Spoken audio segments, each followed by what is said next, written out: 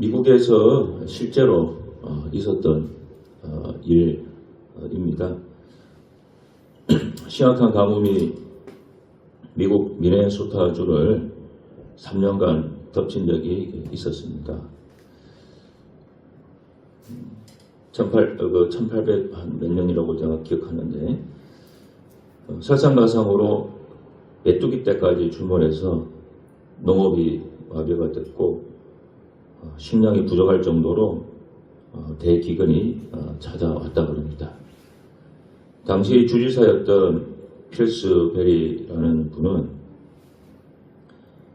정말 사람의 능력으로는 도저히 이 상황을 벗어날 수 없다고 판단해서 주민들에게 하나님께 기도를 하자 이렇게 제안을 했습니다.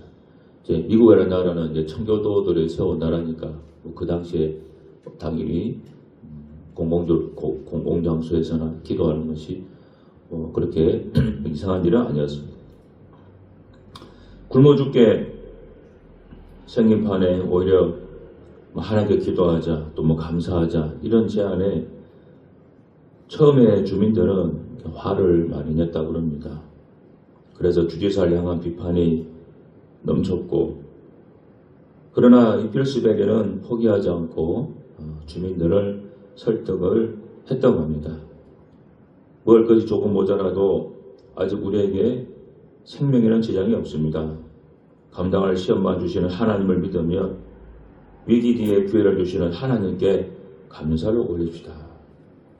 자, 이런 식으로 주지사의 그 진심 어린 설득이 있었고 또 주민들이 마음을 이제 바꿔먹고 주지사의 말에 따르기로 했습니다. 그래서 4월 27일을 감사 기도의 날로 정했다고 합니다. 그래서 그날 모든 주민들이 광장에 나와서 합심하여 뜨겁게 기도를 올리고 당연히 교회들마다 기도하는 것은 너무나 당연했죠. 자, 그렇게 기도를 했는데 며칠 뒤에 덜판을 뒤덮었던 메뚜기 떼가 원인 불명의 이유로 모조리 죽게 되었고 그리고 비가 내려서 가뭄도 해결이 되었다고 합니다. 이것은 1877년이네요. 1877년에 실제로 일어난 기적 같은 실화라고 합니다.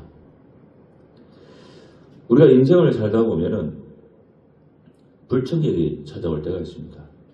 자, 이 불청객은 두 가지 뜻이 있습니다. 저도 이번에 이걸 처음 알았습니다. 두 가지 뜻이 있는데 첫 번째는 오라고 청하지 않았는데 또 스스로 찾아온 손님. 일반적으로 아는 게 우리 이 뜻을 알고 있잖아요. 이게 불청객인데 하나가 더 있더라고요. 원치 않음에도 발생하는 달갑지 않은 일이나 물건을 비유적으로 이르는 말이다. 이것도 불청객이에요. 자, 우리 인생에서 이런 원치 않는 그 일들, 이 불청객 찾아왔을 때 그것을 어떻게 하면 우리가 축복의 통로로 바꿀 수 있겠는가? 거기에 대해서 오늘 성경 말씀을 통해 좀 은혜를 나누려고 합니다. 첫 번째는 인생의 불청객이 찾아왔을 때 그 불청객이 돈 문제일 수도 있고 또 자식의 문제일 수도 있고 또 건강의 문제가 있죠. 그러나 무엇이든지 간에 기도의 선포로 바꾸는 그런 태도가 일단 다 우리에게 필요합니다. 28절 말씀이죠. 이에 그들이 그들의 고통 때문에 여호와께 부르짖으며 이 고통이 뭡니까? 불청객이죠. 그가 그들의 고통에서 불청객에서 그들을 인도하여 내셨다. 이게 28절입니다. 여러분 이 시편 107편은 이스라엘 백성들이 바벨론 포로 생활에서 귀환한 다음에 그것을 기념하여 쓴 시편입니다. 그러니까 포로 생활 중에 있었던 그 고통과 힘든 일이 있었죠. 그런 괴로움. 그 괴로웠을 때 그들이 괴로움 중에 하나님께 고통에 부르짖었을 때 하나님 외면하지 않고 하나님이 구원해 주셨다고 하는 바로 그것을 이제 말해주는 시편입니다.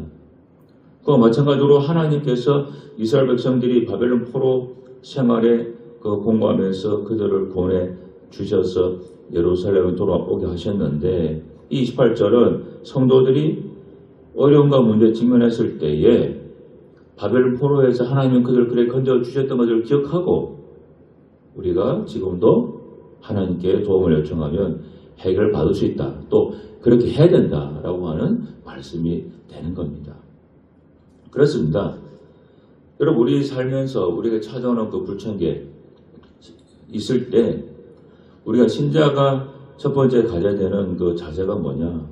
하나님께 공식적으로 도움을 요청하는 겁니다. 항상 이 태도가 중요해요. 그런 면에서 앞서 이야기했던 그 미네소타의 필스베리 주지사는 참 지혜로운 지도자이고 또 올바른 신앙이다. 그렇게 말할 수 있습니다. 사실 이 주지사에 대해서 뭐 잘 알 수 없지만 우리가 그가 이런 어려움에 찾아왔을 때 녹음 전문가를 부르거나 예산을 짜는 그것에 앞서서 기도의 날을 이렇게 우리가 공부하자 그렇게 했죠. 잘한 거죠. 근데 성경에 보면 이와 똑같은 모델이 나옵니다. 역대하 20장에 나오는 건데 거기에 요사밧 남유다의 요사밧 왕이 나옵니다. 요사밧이라고 하는 왕이 통치할 때 모압, 암몬 또 마온이라고 하는 그 나라의 대군이 연합해서 유다를 치러 온 적이 있습니다. 그때 여호사밧이 인간적인 전략을 세우기 전에 온 유다 백성에게 금식을 공포했습니다. 그리고 이렇게 기도했습니다. 역대하 20장 12절 말씀입니다. 우리 하나님이여 우리를 치러 오는 이 큰 무리를 우리가 대적할 능력이 없고 어떻게 할 줄도 알지 못하였고 오직 주만 바라보나이다. 이렇게 여호사밧 왕이 백성들에게 금식 기도의 날을 선포를 했습니다. 이 필스베리 주지사와 똑같죠. 그런 엄청난 그 무시무시한 불적에게 찾아왔을 때 하나님께 백성들 향하여 우리가 기도의 날을 선포합니다. 기도의 날을 잡습니다. 그렇게 한 거예요. 혼자 고민하며 밤잠을 우리가 설치고 걱정하는 것보다 하나님께 기도하는 게 낫습니다. 우리가 걱정을 하면은 문제를 자꾸 크게 만들게 되지만 기도하게 되면 문제는 작아지고 하나님은 커지게 됩니다. 세계 2차 대전 때 덩커크 해안의 기적이라고 하는 이야기가 있습니다. 이것도 실화입니다. 2차 대전 때 영국, 프랑스, 벨기에 연합군 합해서 33만 명이 독일군에 의해서 그 프랑스에 있는 덩커크라고 하는 북부 항구에 포위가 된 적이 있었습니다. 그 항구니까 도망갈 곳은 바다밖에 없죠. 근데 바다마저 이제 점령이 딱 독일군에 막혀버리면 거기 항구에 있던 연합군은 완전 몰살을 당하는 겁니다. 당시에 23만 명의 병력을 보낸 영국이 대부분 군인이죠. 33만 명이 23만 명이니까. 그 영국 역시 이 덩커크가 점령을 당하면은 영국이랑 프랑스는 굉장히 가까운 거리니까 영국 역시 점령당하는 것도 시간 문제였습니다. 당시 영국의 수상이었던 처칠의 해고락에 의하면은 연합군 33만 명 중에서 5만 명 정도만 구출해도 다행이라고 할 만큼 그 당시 상황이 굉장히 절망적이었다고 합니다. 그 위기 앞에서 5월 26일 영국 웨스트민스터 대성당에서는 영국의 국왕과 수상 그리고 캔터베리 대주교 등이 참석한 국가 기도회가 열렸고 이것을 기점으로 영국에는 수천 교회에서 일제히 기도회가 시작이 되었습니다. 그리고 한쪽에서는 영국 국민들의 자발적인 움직임이 일어나서 수백 척의 조그만 배들이 도보 해협을 건너 덩커크로 가기 시작했습니다.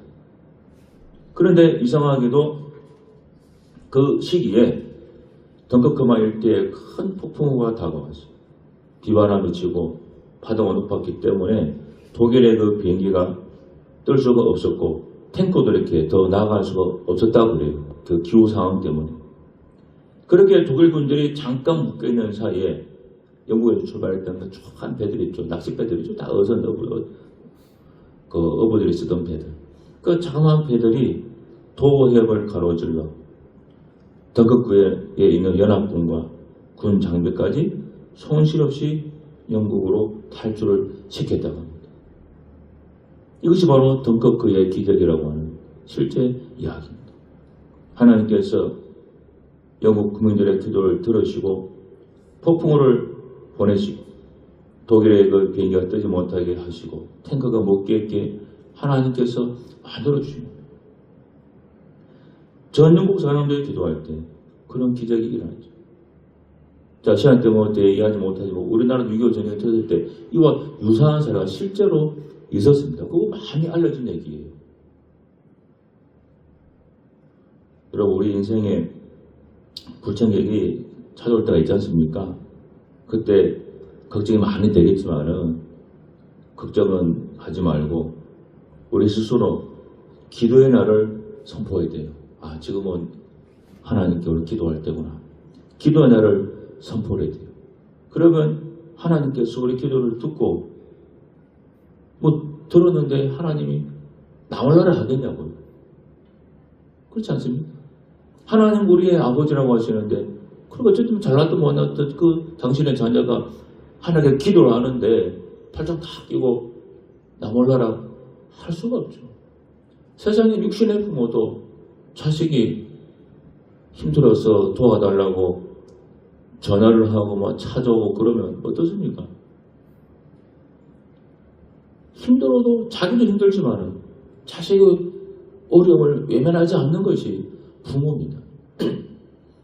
제가 지금 듣지 못하는 얘기가 하나 있는데 제가 전에 있던 교회에서 부목사 할 때 우리 구역장 집사님, 권사님하고 몇 분이 우리 구역에 있는 할머니, 할아버지 아주 어렵게 사신 분이에요. 단칸방에 사는 할머니, 할아버지 우리 신방한 적이 있습니다. 그때 그 할머니죠. 할머님이 넘어지셨는지 하여튼 갈비뼈를 이렇게 다치신다. 다쳤다 그러니까 우리 당일 목사님 누가 교회 다치면 환자 신방하니까 집으로 가서 봤어요. 이 얘기를 쭉 들어보니까 어떻게 넘어지셨는지 이 갈비뼈를 다치셨나 봐요.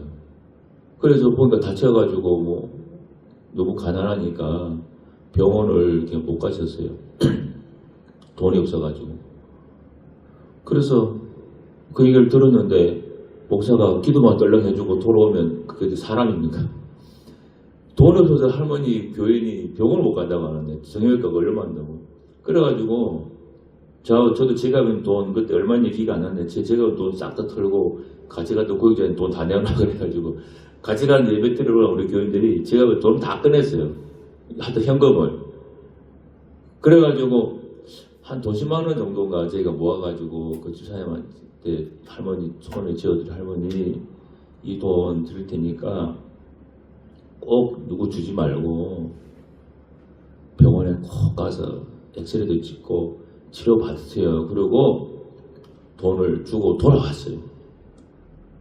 그러고서 며칠 있다가 국장한테 그 집사님 할머니 병원에 잘 가셨냐고 치료 받았냐고 물어보니까 세상에 무슨 일이 있었는가 하면 그날의 장날이라고 저희가 돈 탈탈 가지고 할머니 돈을 쥐어줬는데 치료비하라고 그날 그 집에 진짜 아들이 있습니다. 정말 그 아들이 그냥 불효자인데 그날 아들이 그 집에 온 거예요. 우리가 돈 준다. 그래가지고 아들이 와가지고 집에 와가지고 집에 돈 없냐 그랬더니 세상에 우리가 목사님하고 교인들이 주고 치료라고 준 돈 한 돈 10만 원 그거를 가지고 갔다는 거예요. 그 아들이요. 그 치료를 받아야 되는 돈인데 할머니. 그래가지고 제가 정말 얼마나 그 아들놈 자식을 놓겠는지 모르는데 세상에 치료받으라고 준 돈을 가지고 어떻게 하냐고. 근데 제가 뭘 말하고 싶은가 하면요. 그게 부모라고 하는 거예요. 그 돈 귀한 거 왜 모르겠습니까? 목사님하고 교인들이 준 돈 귀한 거 왜 모르겠어요? 근데 부모는 그렇잖아요. 부모는 자식이 그 돈 주면 가서 술 먹고 도박하고 할 거 알지만 그래도 부모는요 자식이 와가지고 돈 없다고 그렇게 하면요 그렇게 준다니까요. 그럼 하나님은 사랑의 하나님이라고 요한 1서 4장에서 말씀하는데 그 사랑의 하나님이 잘났든 못났든 예수님 피값으로 산 자녀가 살려달라고 도와달라고 하나님께 기도하는데 나 몰라라 할 수 있겠냐는 거예요. 뭐라도 하나님이 해주려고 하지 않겠습니까? 그 어려움에서 벗어나게 해주려고. 그분이 하나님이시라고. 그래서 제가 여러분에게 인생의 불정객이 찾아왔을 때 그냥 막 걱정만 하고 생각만 하지 말고 생각만 해서 아무것도 안 바뀌어요. 행동으로 옮겨야 돼요. 할 수 있는 거. 그 단정 할 수 있는 게 뭡니까? 그게 하나님께 기도죠. 기도는 뭐 그냥 입만 딸짝딸짝 하면 되는 거 아니에요. 뭐 얼마나 힘이 들어간다. 누워서라도 할 수 있는 게 기도 아닙니까? 그래서 하나님한테 내 스스로 기도의 날을 선포를 하고 하나님 제가 지금 많이 좀 힘들고 어렵습니다. 하나님 도와주십시오. 한번 하나님 살려주십시오. 그렇게 살려달라고 하는데 하나님이 너 이번에 한번 그동안 기도도 안 했지. 그동안 성경책도 안 읽고 그동안 헌금도 안 하고 교회 제대로 안 다녔지. 한번 이번에 고생 좀 해봐라. 그렇게 하실 하나님이 아닙니다. 설령 내가 지나온 세월 신앙생활 제대로 못했고 정말 부끄러게 살았다 할지라도 하나님은 과거를 막 그냥 과거죄 다 끄집어내가지고 주판 막 계산해가지고 과거 이만큼 죄졌으니까 이번에 너 기도한 거 안 돼. 이렇게 하지 않습니다. 하나님은 지금 당장 현재를 보십니다. 현재 내가 하나님께 도움을 요청하면 하나님은 도와주신다는 거예요. 그래서 꼭 기도내를 선포하라. 기억하시면 좋겠어요. 그리고 두 번째는 내 생각과 다른 하나님의 응답을 인내로 좀 기다릴 필요가 있습니다. 29절 말씀이죠. 광풍을 고요하게 하사 물결도 잔잔하게 하시는도다. 우리의 기도 응답이 때로는 우리가 기대한 방식이 아닌 더 큰 혼란으로 올 때도 있습니다. 오늘 설교 듣고 그래 기도하자 기도했는데 일이 더 꼬일 때가 있어요. 어떤 때는 출애굽기 14장을 보면 이스라엘 백성들이 애굽을 나와서 이제 탈출하게 되는데 그때 애굽의 군대가 쫓아옵니다. 이제 나간 그 이스라엘 백성을 잡으려고. 그럼 막 이스라엘 그 애굽의 군대가 막 병거를 끌고 쫓아오고. 그러니까 보니까 도망가야 될 거 아니에요. 도망가려고 보니까 앞에 뭐가 있습니까? 홍해라고 하는 큰 바다가 있습니다.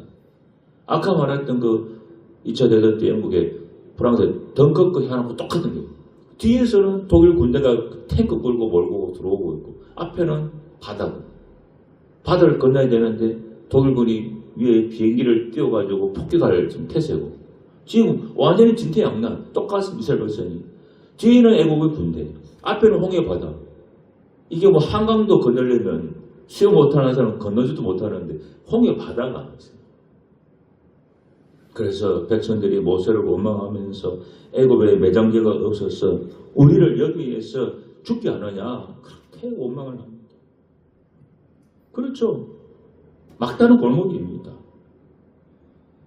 그런데 막다른 그 골목이 어떻게 됩니까? 하나님께서 애굽의 군대를 완전히 심판하시고 이스라엘을 구원하시려고 하는 최적의 장소가 결국 됐잖아요. 애굽의 군대를 그거를 계속 놔뒀다고 생각해 보세요. 그러면 이스라엘 백성이 광야로 들어가면 어때요? 계속 지가 캥기는 거야. 저 애굽의 그 바로한 군대가 또 언제 쳐들어올지 모르는데 계속 지가 좀 캥기고 씹한 거 남잖아요. 그런데 하나님께서 이참에 그냥 애굽의 군대를 완전히 끝장을 내가지고 이스라엘 백성이 광야로 들어가도 뒤가 찜찜하지 않을 정도로 처리를 완전하게 해주시는 거예요. 우리의 삶도 마찬가지죠. 병을 고쳐달라고 기도했는데 통증이 더 심해질 수도 있고 돈 문제 해결하려고 했더니 더 빚이 들 때가 있고 여러 가지 문제가 생길 때가 있습니다. 그러나 여러분 기억하세요. 하나님 때로는 더 큰 기적을 행하기 위해서 상황을 그렇게 만드는 경우도 있습니다. 여러분. 항상 그렇지 않지만 그런 경우도 있더라고 보니까. 그래서 우리가 좀 인내로 기다릴 필요가 있다고 하는 사실이에요. 끝으로 모든 만물을 주관하시는 하나님의 섭리를 순리하는 것이 필요합니다. 30절이죠. 그들이 평안함으로 말미암아 기뻐하는 중에 여호와께서 그들이 바라는 항구로 인도하십니다. 우리의 신앙인은 세상의 확률을 믿는 사람이 아닙니다. 우리는 하나님 믿는 사람들이에요. 세상 사람들은, 교회 안 다니는 사람들은 어떤 일 잘 되면은 그 운이 좋았다, 어쩌다 우인이 그리 됐다, 이번 행운이 따랐다, 그렇게 말하잖아요. 그러나 우리는 신자들은 압니다. 하나님께서 우리 기도를 들으시고 이번에 크게 도와주셨다, 역사해 주셨다, 우리 그렇게 알고 있습니다. 열왕기상 18장에 나오는 엘리야를 보십시오. 3년 6개월 동안 비가 오지 않던 땅에 엘리야가 기도했을 때 처음에 나타난 증거가 뭡니까? 사람의 손바닥만한 구름이라 그랬어요. 손바닥만한 구름. 정말 비웃음을 살만한 작은 징조였습니다. 하지만 엘리야는 그 작은 구름 그 너머에서 하나님이 몰고 오시는 큰 폭우를 봤던 거예요. 그래서 아합 왕에게 지금 큰 비가 내릴 거라고 그렇게 말을 딱 한 거예요. 다른 사람들은 손바닥만한 구름만 보고 그 의상을 보지 못했습니다. 그러나 엘리야는 그 뒤에서 하나님이 폭우를 몰고 오는 것을 봤던 거예요. 그래서 이제 큰 비가 내릴 거니까 이제 준비해라, 그렇게 막 담대하게 선포를 했던 겁니다. 여러분, 우리 인생의 바다에는 원치 않는 풍랑이 찾아오게 되어 있습니다. 그러나 그 풍랑 자체보다 무서운 것은 그 풍랑 너머에서 키를 잡고 계시는 하나님을 신뢰하지 못하는 그 불신앙이 더 무서운 거예요. 내 안에는 불신앙, 이게 더 큰 문제입니다. 30절은 우리가 바라는 항구로 인도하시는 분이 하나님이시라고 하는 것을 분명하게 선포합니다. 지금 여러분을 괴롭히는 불청객이 혹시 뭡니까? 여러분은 지금 찾은 불청객이 뭐예요? 분명히 있을 겁니다. 저도 있습니다. 그 불청객 앞에서 우리가 가장 먼저 해야 되는 것은 기도의 날을 선포해야 돼요. 가만히 있지 말고 스스로 기도의 날을 선포해서 기도를 해야 됩니다. 내 힘으로 해결해 보려두고 애쓰던 것을 이제 그만두고 전능하신 하나님께 도움을 공식적으로 요청을 해보세요. 때로는 기도를 시작했는데 상황이 더 악화되는 것을 볼 수도 있습니다. 그러나 그것은 하나님께서 더 큰 기적을 준비하시려고 하는 하나의 과정이라고 믿고 그렇게 인내해야 됩니다. 하나님은 결코 실수하지 않는 분이고 절대로 자녀들 기도하는 것을 모른 체 하지 않습니다. 작은 손바닥만한 구름 속에서 폭우를 보았던 엘리야처럼 우리도 고난의 구름 너머에 있는 축복의 비를 기대를 해야 됩니다. 이제 여러분의 걱정 다 있죠. 그거를 기도로 바꾸셔야 됩니다. 걱정하지 말고 대신 하나님께 기도해야 됩니다. 우리가 끝까지 인내하며 하나님을 신뢰할 때 하나님은 반드시 우리를 바라는 항구로 도착을 하게 해주신다고 하는 것입니다. 이것을 여러분이 믿으시기를 바랍니다. 기도하겠습니다. 하나님 아버지, 우리에게 각자 찾아온 불청객이 있습니다. 정말 원하지 않는데 찾아온 불청객들이 있습니다. 하나님 아버지, 기도하면 됩니다. 하나님께 살려달라고 도와달라고 기도하면 하나님 반드시 도와주신 줄로 믿습니다. 이것을 믿고 이제라도 지금이라도 하나님 아버지 앞에 두 손 들고 기도하는 예그런교회 성도들이 되게 하여 주옵소서. 예수님 이름으로 기도드리옵나이다. 아멘.